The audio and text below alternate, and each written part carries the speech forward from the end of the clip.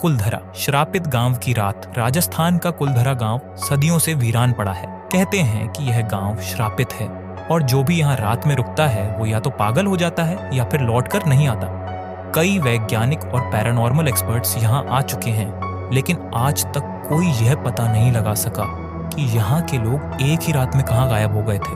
अब 4 दोस्तों की एक टीम, विवेक, आयुष, साक्षी और नेहा, इस रहस्य को सुलझाने के लिए यहाँ रात बिताने का फैसला करती है। वे कैमरा लेकर इस गांव में जाते हैं, लेकिन जो कुछ उनके साथ होता है वह उनकी जिंदगी का सबसे भयानक अनुभव बन जाता है। रात के 8 बजे राजस्थान की धूल भरी सड़क पर एक एसयूवी दौड़ रही थी। कार में 4 दोस्त थे, विवेक डॉक्यूमेंट्री मेकर, आयुष कैमरामैन, साक्षी रिसर्चर और नेहा ब्लॉगर। वे अपने YouTube चैनल के लिए एक हॉरर डॉक्यूमेंट्री बना रहे थे। आयुष ने हंसते हुए कहा, कहते हैं जो भी कुलधरा में रात बिताता है वो गायब हो जाता है। नेहा हंस पड़ी, डरपोक मत बनो, भूत वूत कुछ नहीं होता। लेकिन कार का ड्राइवर रणजीत चुप था। वह गांव का रहने वाला था और उन्हें वहां छोड़ने आया था। रणजीत ने धीरे से कहा, साहब ये मजाक मत समझो, सूरज डूबने के बाद यहाँ कुछ होता है। साक्षी ने हंसकर पूछा, क्या होता है? रणजीत ने ठंडी आवाज में जवाब दिया, जो भी रात में वहां रुकता है वो बदल जाता है।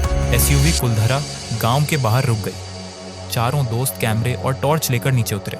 रणजीत ने डरते हुए कहा, मैं यहीं रुकूंगा, सुबह 5 बजे आऊंगा, अगर आप बच गए तो। विवेक हंसा, डरने की जरूरत नहीं है, हम प्रोफेशनल्स हैं। रणजीत ने कुछ नहीं कहा, उसने सिर्फ इतना कहा, कुर्सी मत छूना और कुएं के पास मत जाना। विवेक ने उसे नजरअंदाज किया और दोस्तों के साथ गांव के अंदर चला गया। आयुष ने कैमरा ऑन किया, दोस्तों हम इस वक्त कुलधरा गांव में हैं। ये गांव 200 साल से वीरान पड़ा है। आज हम यहाँ रात बिताने वाले हैं। नेहा एक टूटी हुई हवेली में गई और देखा कि वहाँ एक पुरानी लकड़ी की कुर्सी पड़ी थी। वह उस पर बैठने लगी, लेकिन तभी हवा में एक अजीब सी फुसफुसाहट सुनाई दी। मत बैठो। नेहा घबराकर पीछे हटी। आयुष हंसा, अरे यह तो हवा होगी। लेकिन जैसे ही वे आगे बढ़े, अचानक कुर्सी अपने आप हिलने लगी। साक्षी ने घबराकर कहा, चलो यहाँ से। लेकिन विवेक ने कहा, नहीं, हम भागेंगे नहीं, हमें सब रिकॉर्ड करना है। रात के 12 बज चुके थे, हवा और ठंडी हो गई थी। विवेक ने कैमरे की स्क्रीन पर कुछ अजीब देखा। स्क्रीन पर दूर एक परछाई दिख रही थी, सफेद साड़ी पहने एक औरत। साक्षी ने कांपते हुए कहा, यहाँ कोई और भी है? नेहा डर गई, ये संभव नहीं है, ये गांव वीरान है। आयुष ने कैमरा उस परछाई की ओर घुमाया, लेकिन वहां कुछ नहीं था। विवेक ने कहा, हमें कुएं की तरफ चलना चाहिए, शायद वहां कुछ सुराग मिले।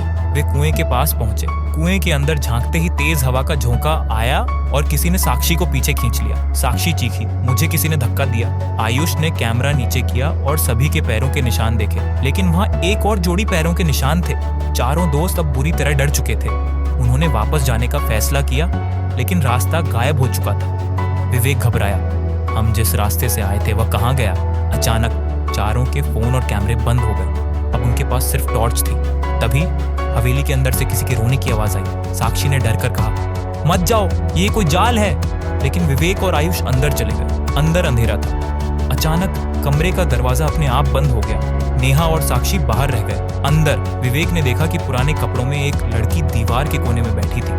वह धीरे धीरे उठी, उसका चेहरा सड़ा हुआ था। आयुष ने डरकर कहा, भागो, लेकिन दरवाजा बंद था। लड़की तेजी से उनकी ओर बढ़ी और फिर चारों दोस्तों की एसयूवी वहीं खड़ी थी, लेकिन गांव में कोई नहीं था। रणजीत ने हर जगह तलाश की, लेकिन कोई नहीं मिला।